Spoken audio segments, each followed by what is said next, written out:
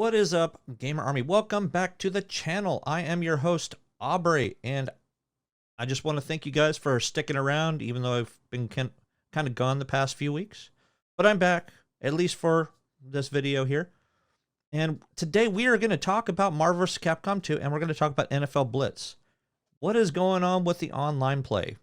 These titles were supposed to have online play at the beginning when they were first released. I mean, I could say giving them a week or two to kind of get things organized because they really didn't have a specific release date. But come on, guys. A lot of streamers and a lot of gamers and a lot of you guys are posting that you still can't play online. What is up? Stay tuned. Make sure you hit that like and subscribe. We're going to talk about this a little more in depth and in detail and try to figure out what's going on. So stay tuned. Be right back.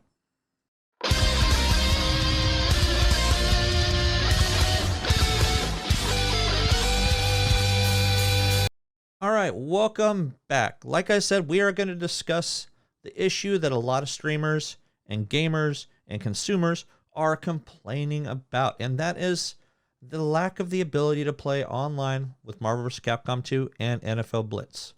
Now, these are two of the top, if not the top titles for Arcade1up to come out in 2022. Now, they were supposed to have online play right from the get-go, but that wasn't meant to be, and nobody has been able to really play these titles online. Yes, I could have maybe given them a week or two to kind of get things sorted out, but the things have been out for a little bit now. You know, talking going on a month now, a little over a month for some people. Just depends on who you actually purchased it from. Now, you had companies like Best Buy that some people still haven't gotten their cabinets, but they're supposed to be getting them by the end of this month. So it's the end of the month. TikTok, where are you at, Best Buy? Come on. I'm not even going to blame Arcade1up for that one. I'm going to kind of blame Best Buy for this. And I guess we could kind of blame Arcade1up for it, but let's just give equal blame for both of these actual companies themselves. Now, NFL Blitz, I want to say that's really no excuse. You should be having those servers up and online. They came out at the beginning of September, if I'm not mistaken, and maybe middle of September. These titles should be up and ready to play online. I don't really get what the holdup really is on these cabinets. Now, if they are up and working for you, cool, but I'm still seeing streamers and gamers alike still saying that they are still not able to play these games online.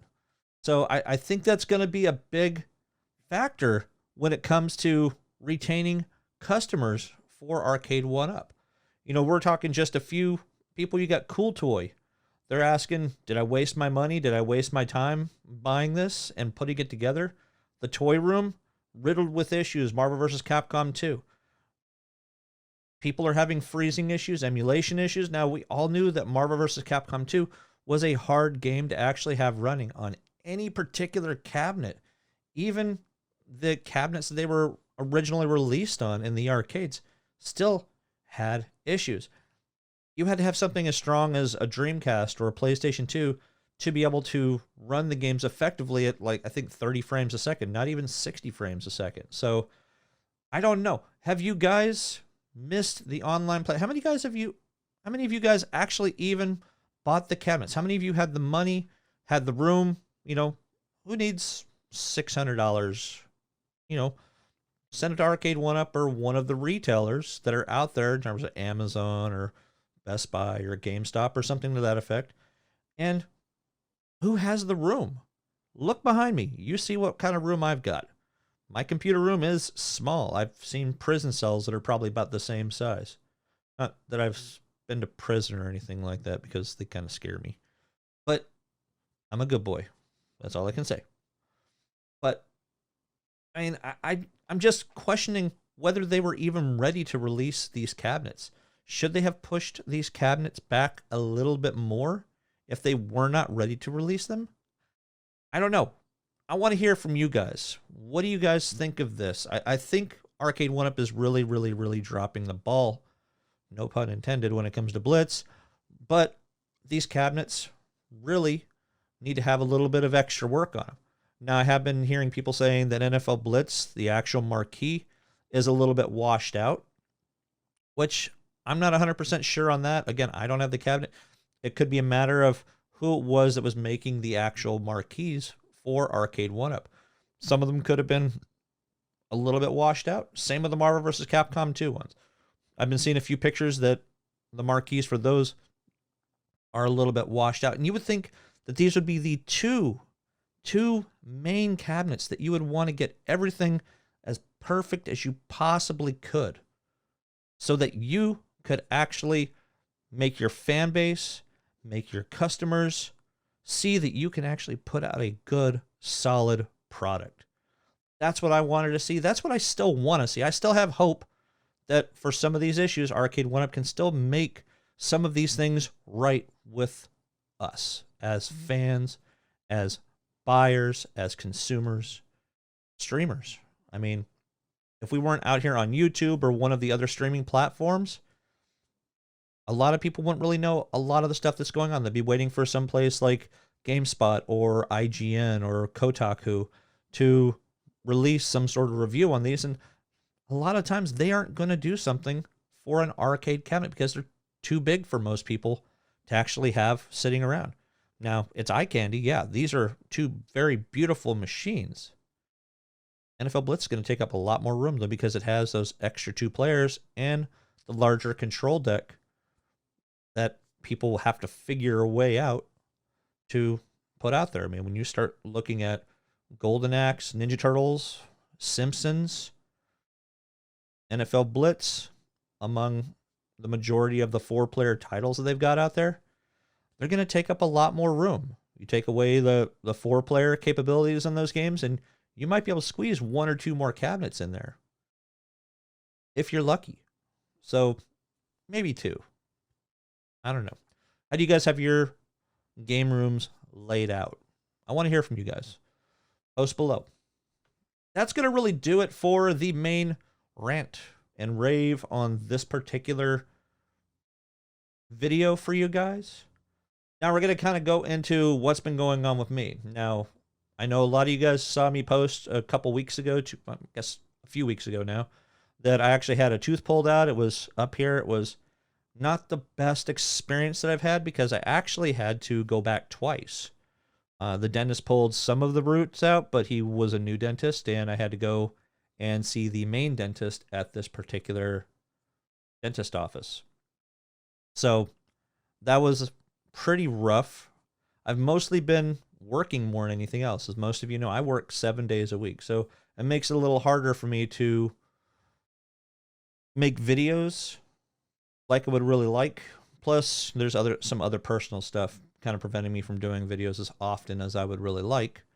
But it's okay. I do the videos that I possibly can for you guys. I really do like doing these videos for you guys. So hopefully you guys are enjoying what I have to say and, still keep coming back for more. My subscribers are going up still a little bit by little bit.